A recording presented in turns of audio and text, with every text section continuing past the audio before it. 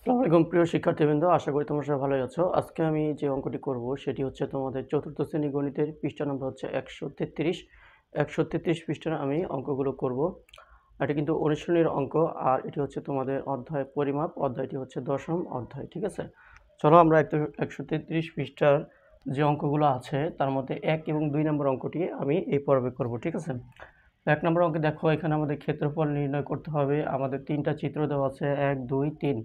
এটা প্রথম যে 1 নম্বর চিত্র, এটা দেখো, এটা 2টা মাপ দেওয়া আছে, একটা 2 সেন্টিমিটার, একটা 4 সেন্টিমিটার। ঠিক আছে, যখন কোনো চতুর্ভুজে 2টি মাপ থাকবে, একটা ছোট এবং একটি বড়, তাহলে ওইটা হয়ে যাবে আয়ত, ওইটা হয়ে যাবে আয়ত। ঠিক আছে, আর যদি এমন কোনো চতুর্ভুজ হয় যে 2 নম্বর দেখো, যেটার মাপ থাকবে একটাই, দেখো এই যে 5 সেন্টিমিটার, এখানেও 5 সেন্টিমিটার, তার মানে এটার মাপ একটাই। চতুর্ভুজের 4টা বাহুর মাপ একটাই হবে, তখন সেটা হয়ে যাবে বর্গ, সেটা হয়ে যাবে বর্গ। ঠিক আছে, এরপর 3 নম্বরে দেখো, 3 নম্বরে যে চতুর্ভুজ আছে, চতুর্ভুজ মানে হচ্ছে 4টি বাহু থাকবে, যে সীমাবদ্ধ ক্ষেত্রে 4টি বাহু থাকবে। এখানে আমরা দেখতে পাচ্ছি, দেখো 1 2 3 4, 4টি বাহু, তার মানে এটা একটি চতুর্ভুজ।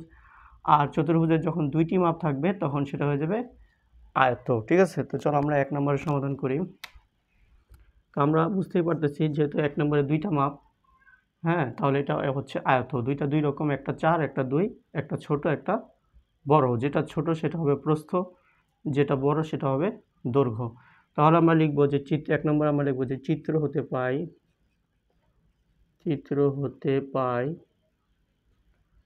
আয়ত আয়তক্ষেত্র। ঠিক আছে, তো আমরা লিখব আয়তক্ষেত্রের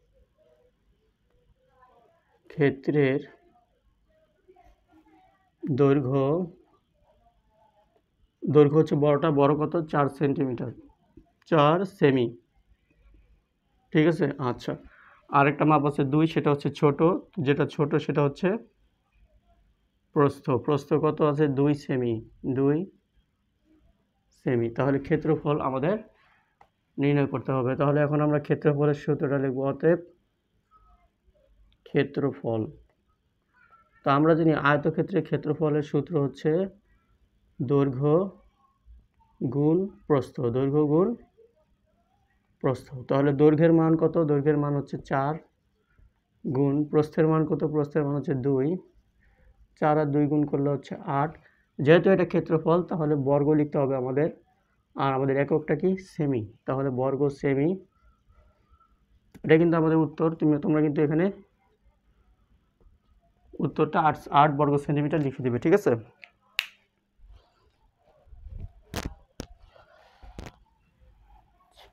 1 নম্বর হয়েছে। এখন আমরা 2 নম্বরটা করব।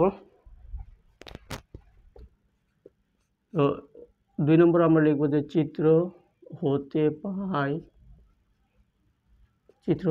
ঠিক আছে, কি পাই, 2 নম্বর চিত্রটা কি, এটা দেখো, এটা একটাই মাপ, 5 সেন্টিমিটার 5 সেন্টিমিটার। যদি 2 রকম মাপ হতো তাহলে হয়তো আয়ত, যেহেতু একই রকম মাপ, সবই সমান, তাহলে এটা হবে বর্গ। ঠিক আছে, এটা হবে বর্গ। তাহলে আমরা লিখব যে চিত্র হতে পাই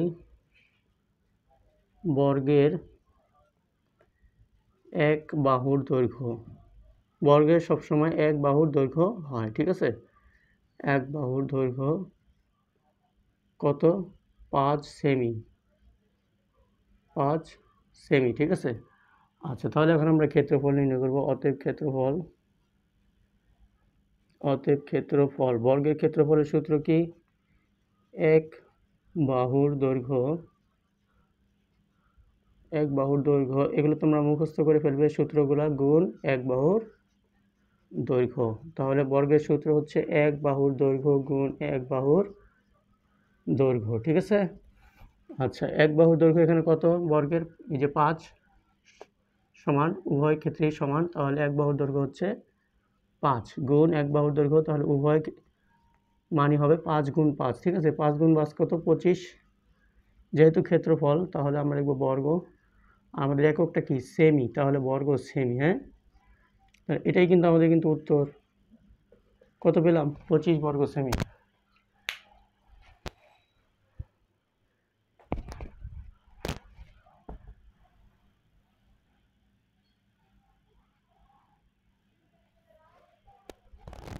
এখন আমরা 3 নম্বরটা করি। তাহলে আমরা শুরু করতে হবে যে চিত্র হতে পাই চিত্র হতে পাই। চলো আমরা 3 নম্বর চিত্রটা দেখি। দুইটা মাপ আছে, একটা 9 একটা 2, দুইটা দুই রকম, ছোট এবং বড়। ছোট এবং বড় দুইটা মাপ থাকলে আয়ত। তাহলে আমরা লিখব চিত্র হতে পাই আয়তের দৈর্ঘ্য। দৈর্ঘ্যটা কি হবে? বড় মাপ। বড় এখানে কোনটা? 9, তাহলে দৈর্ঘ্য হবে 9 সেমি। আচ্ছা, আর প্রস্থ কি লিখব আমরা? প্রস্থ হচ্ছে ছোটটা, ছোট এখানে কত? 2, তাহলে প্রস্থ আমরা লিখব 2 সেমি। এখন আমরা ক্ষেত্রফলের সূত্রটা লিখব। অতএব ক্ষেত্রফল, আয়তক্ষেত্রের ক্ষেত্রফলের সূত্র কি? দৈর্ঘ্য গুণ প্রস্থ। দৈর্ঘ্যের মান কত? 9, প্রস্থ 2, 9 দুগুণা 18। যেহেতু ক্ষেত্রফল তাহলে বর্গ, আর আমাদের এককটা কি? সেমি। তাহলে 18 বর্গ সেমি, এটাই কিন্তু আমাদের 3 নম্বরের উত্তর।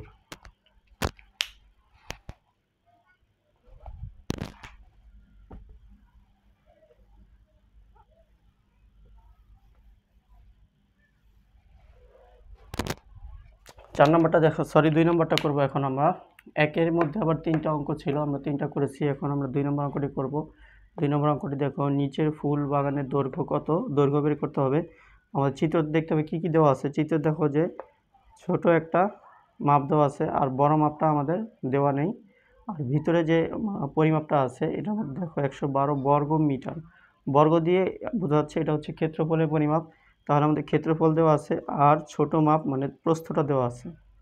আমাদের বড় মাপ দৈর্ঘ্যটা বের করতে হবে, ঠিক আছে? তাহলে আমরা লিখবো যে চিত্র হতে পাই, এখানে লিখবো 2, তো আমরা লিখবো চিত্র হতে পাই। যেহেতু এখানে ছোট এবং বড় মাপ আছে, দুইটা দুই রকম, তাহলে এটা আয়ত। তাহলে আমরা লিখবো চিত্র হতে পাই আয়ত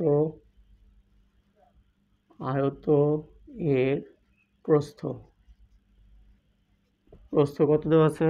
4 সেন্টিমিটার, 4 সেমি। আর দেওয়া আছে ক্ষেত্রফল, তাহলে আমরা লিখবো আয়ত এর ক্ষেত্রফল। ক্ষেত্রফল কত দেওয়া আছে? 112 বর্গ সেমি। কি বের করতে হবে আমাদের বের করতে হবে ফুল বাগানের দৈর্ঘ্য কত। তাহলে আমরা লিখবো অতএব ফুল বাগানের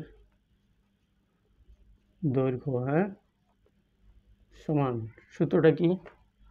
সূত্র হচ্ছে যে আয়তের দৈর্ঘ্য বের করতে গেলে আমাদের কি করতে হবে? ক্ষেত্রফলকে ভাগ করতে হবে প্রস্থ দিয়ে। ক্ষেত্রফলকে ভাগ করতে হবে প্রস্থ দিয়ে। এই সূত্রটা মনে রাখতে হবে, ঠিক আছে? তাহলে এখানে আমরা কি লিখবো? ফুল বাগানের দৈর্ঘ্য সমান ক্ষেত্রফল ভাগ প্রস্থ। ক্ষেত্রফল ভাগ প্রস্থ। ক্ষেত্রফলের মান কত? 112। আর প্রস্থের মান কত? প্রস্থের মান হচ্ছে 4। তাহলে এখন আমাদের কি করতে হবে? 112কে আমাদের 4 দিয়ে ভাগ করতে হবে। এটা আমি রাফ করতেছি, তোমরা রাফ করে নিও। তো আমরা জানি 4 দুগুণা 8, 11 থেকে 8 বিয়োগ করলে 3, 4 থেকে 3 ছোট। তাহলে কি করতে হবে? পরের উপরে যে সংখ্যাটা আছে 2, এটা নিচে নামাতে হবে। আচ্ছা, তাহলে আমরা যদি এখানে লিখি 8, 8-এর সাথে 4 গুণ করলে 4 8 32, 32 মিলে গেল, বিয়োগফল 0, ভাগফল 28। তাহলে 112কে 4 দিয়ে ভাগ করলে আমরা পাবো 28। যেহেতু এটা প্রস্থ, যেহেতু এটা দৈর্ঘ্য, আমরা দৈর্ঘ্য বার করছি, তাহলে এখানে হবে শুধু সেমি, বর্গ হবে না। ক্ষেত্রফল হলে বর্গ হইতো, যেহেতু এটা দৈর্ঘ্য তাহলে হবে শুধু সেমি। তাহলে আমাদের উত্তর কি হবে? উত্তর হবে দৈর্ঘ্য 28 সেমি বা সেন্টিমিটার। আশা করি তোমরা বুঝতে পেরেছো। তোমরা তোমাদের মতামত কমেন্ট সেকশনে জানাবে। এখানে বিদায় নিচ্ছি। আসসালামু আলাইকুম।